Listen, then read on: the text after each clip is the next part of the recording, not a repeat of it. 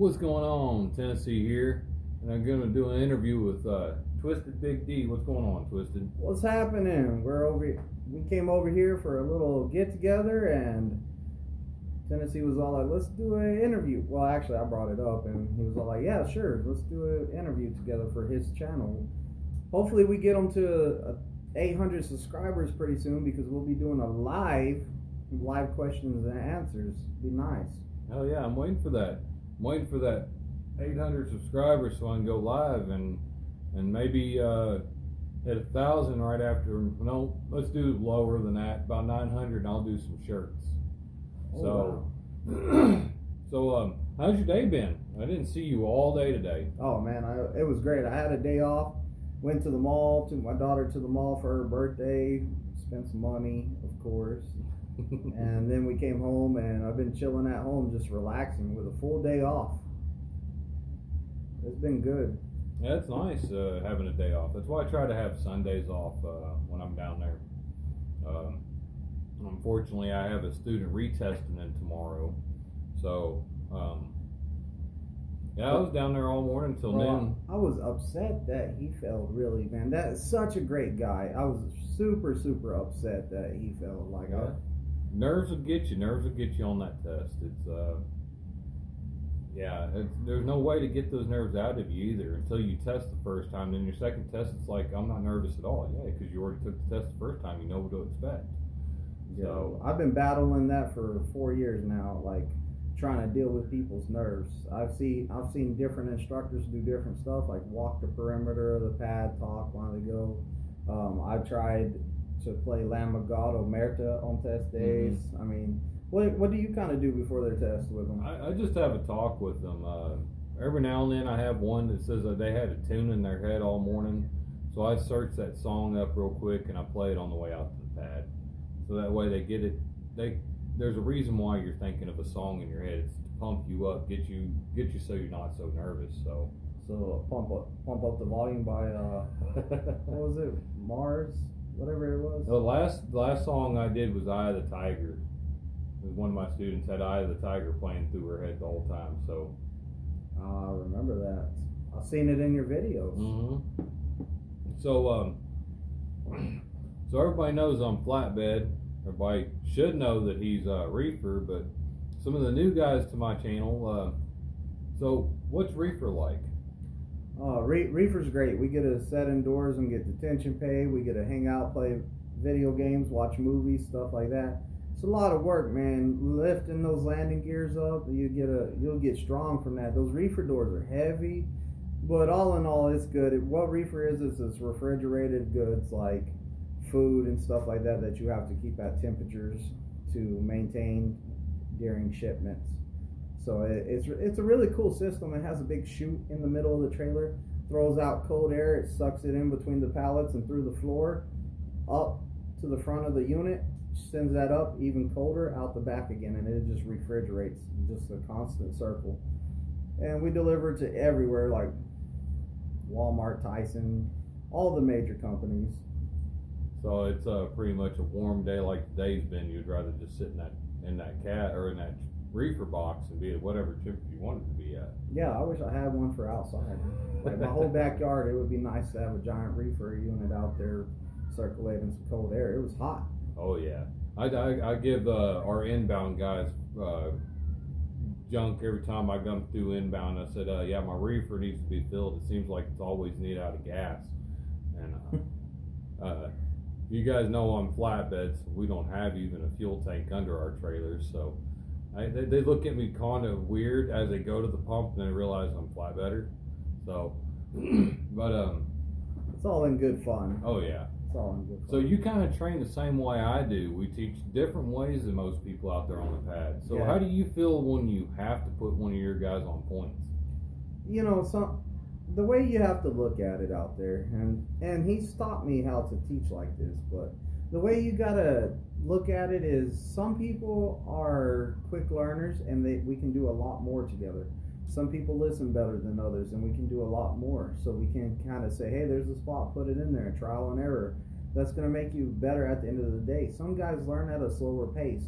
So we have to put them on a point system to get them to recognize how to move the trailer and the truck and all the pieces. So they start with the points. We're teaching them which way to turn the wheel that moves each part, and they're moving one part at a time.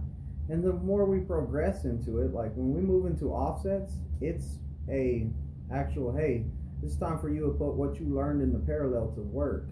Because I teach parallel first so I can get them to understand the wheel turns. Then I teach offset so they know, hey, get the back of the trailer in there, then move the front over to get it in there, and then get the truck in there. And a lot of the guys can see that in that offset, and that's what I'm looking for. It's preparing them for TNT, and over time they will smooth the rest of it out. So it's not an instant, hey, you can back in the spot. It's, hey, over time. You've got the hardest part of backing is what Justin Hummus always says. He says, is which way to turn the wheel. That's the hardest part, and that's what we're getting out of the way when we teach the points. Yeah, and that's the first thing I tell my students anyways is which way is that trailer got to go. Ask yourself which way it's got to go, because you're automatically trying to turn the wheel the other direction. To make that trailer go to the right, you're going to turn to the left. So that is weird. I just had a big brain clog. So yeah, that just went just south right there. Yeah, it just went south right there. So I was probably going to ask, how do I teach my guys how to drive next? Because I'm thinking usually after backing, we talk about driving. So, you know, the way I teach my guys how to drive is I'm kind of a little bit rough on them. Like, I take them down some roads that are challenging, and I make them stronger is what I'm doing. I push them really hard at the start, and that's to get them better. And I'm really, really dead set on turning them into the best driver I can before I get them off my truck. It took me a long time before I had my first person fail a drive, and I credit that to my trainer being rough on me, just the way I am on my students. He might have been a little bit more rough on me than I am my students, but I get that from him, so I'm real tough on them. Yeah, I heard you actually score your pre-test a little rougher than our examiners do. Yes, and so if whenever I do my test day, like, I do not take them on the test route. Let's get that clear right now. I do not take them on the test route. What I do is I take them on this route that I kind of call a paper clip, because the way it goes is like a paper clip. It kind of goes out, around, and back in. And I call it the paper clip. But we do that little route, and I'll score my guys, and I always have to tell them, hey, normally what I score you can cut in half, because the examiner is only going to give you half the points I give you.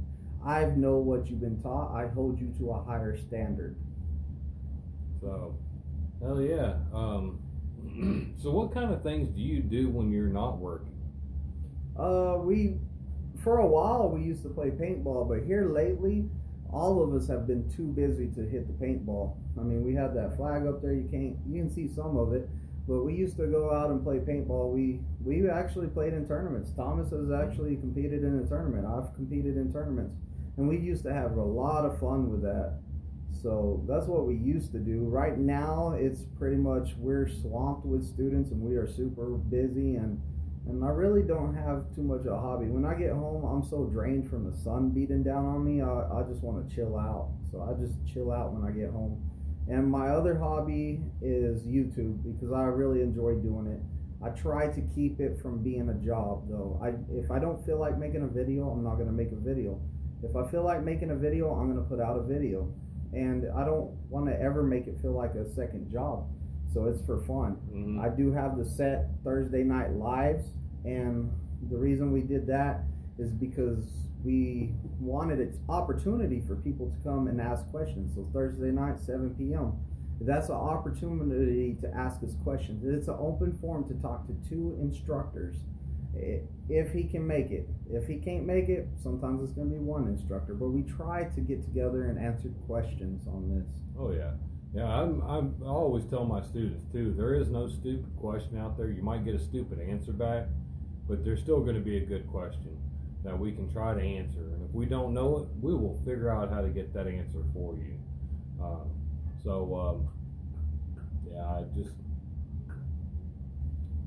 lost my train of thought, other than let's hit that 800 subscribers so I can start doing a live and get him come over to my place. Yeah. Or even see Thumbs this up. same studio. So at the very beginning of this, I missed to say like and share and all that other mumbo jumbo that some YouTubers like to say. But you're gonna see that like button right here, and then you're gonna see that subscribe button right here with the little bell that goes ding, and then you're gonna see the subscribe there. And then my driver code, and I'm gonna do you a favor. Subscribe's right here. And then put your driver code up here. And so, other than that, you got anything to really add before we close this up? No. Thomas's channel's great. Stay tuned. He's gonna put out some amazing content. Oh yeah. And look for live questions and answers Thursday night. Oh yeah. So I appreciate it. And until the next one, we'll see you then. Later.